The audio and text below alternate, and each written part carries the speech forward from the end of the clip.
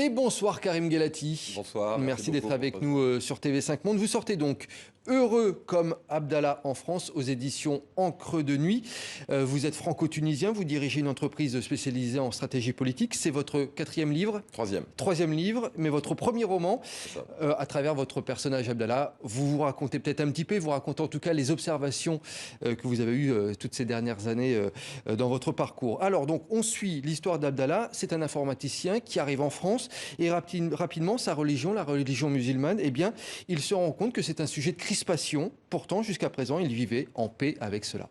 C'est ça, c'est un sujet de crispation des deux côtés. Lui, dans sa pratique de sa religion, quand il va voir son imam, il se rend compte que l'imam lui demande des choses dans la pratique religieuse, des choses qu'il ignorait dans la pratique religieuse. Il pensait que ça relevait du mythe. Et parallèlement à ça, donc avec une certaine radicalisation dans cette pratique. Et parallèlement à ça, quand il arrive au bureau, on lui demande de pratiquer une laïcité qui vit de manière un peu radicale, comme si on voulait qu'il jette un voile sur ce qu'il était. Oui, c'est important de le noter, effectivement. La laïcité, elle est vraiment au cœur de votre roman. Hein. C'est ça, tout à fait. L'idée, c'est cette dualité qu'on a avec la liberté de culte d'un côté et la laïcité de l'autre, avec ces deux principes constitutionnels qui s'affrontent et qui doivent se marier ensemble. Et des fois, d'ailleurs, Abdallah, il ne comprend pas toujours les notions que l'on met en France derrière ce terme. C'est ça. La laïcité. En fait, plus grand monde comprend, parce qu'il y a autant de notions de laïcité qu'il y a d'hommes politiques, et il y a autant de concepts de laïcité qu'il y a de débats politiques. Donc c'est vrai que parfois c'est un peu compliqué. Ce qui est intéressant, vous l'abordiez il y a quelques instants, finalement, cette religion musulmane, elle est tout le temps au cœur de discussions avec son entourage, que ce soit avec ses collègues, effectivement, l'imam, ou même jusqu'à ses copains de bistrot, tout le temps, on le ramène à sa religion musulmane. Mais c'est ça, si vous voulez, on vous dit aujourd'hui que le musulman doit s'intégrer.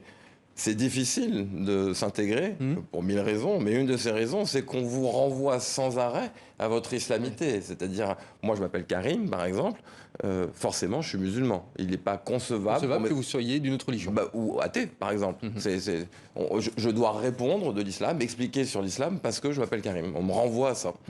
Alors ce qui est intéressant justement, c'est que votre personnage Abdallah, il n'est pas vraiment tendre avec la notion d'intégration à la française. Pourquoi ? Le personnage est évolutif. Au cours du roman, il est évolutif. Et plus ça va, plus il s'exaspère un petit peu, effectivement. Mais il s'exaspère contre les positions radicales. Abdallah dit aujourd'hui, on ne dialogue plus, on s'invective. On ne demande plus, on exige. On ne débat plus, on procède par voie d'affirmation. Donc effectivement, plus ça va, et plus il s'exaspère, et plus lui-même, pour contrecarrer les positions radicales, quelles qu'elles soient, eh ben, il adopte parfois une contre-position radicale. Moi, je ne suis pas toujours d'accord avec ce que dit Abdallah. C'est un peu schizophrène, d'ailleurs. On l'a bien compris, ce sont les témoignages que vous avez recueillis ces dernières années. Et ce qu'il dit également, c'est que le savoir est l'une des solutions dans la lutte contre la radicalisation. Oui. Alors, ça n'est pas la seule, mais c'est une condition nécessaire. Vous savez, ça fait 20 ans qu'on lutte contre la radicalisation en France, mais dans d'autres pays. J'ai beaucoup participé à la lutte contre la radicalisation en Tunisie. En France, on essaye de répondre à la radicalisation par le triptyque républicain, liberté, égalité, fraternité. On est trop loin. Quand quelqu'un va pour se radicaliser, on est trop loin. L'écart est trop grand. Et ça se fait en 2 temps. D'abord, il y a une rupture de l'individu avec la République, qu'elle soit française, tunisienne. Et après, une fois qu'il est en rupture avec la République, il y a un espace identitaire qui est vide, il n'appartient pas à cette République. Et c'est là que la radicalisation peut intervenir. Les sujets que j'ai choisis dans le livre sont des sujets de 230 rencontres que j'ai eues pour voir quelles étaient les thématiques, les mauvaises réponses aux questions qui créent la rupture avec la République et ensuite la radicalisation.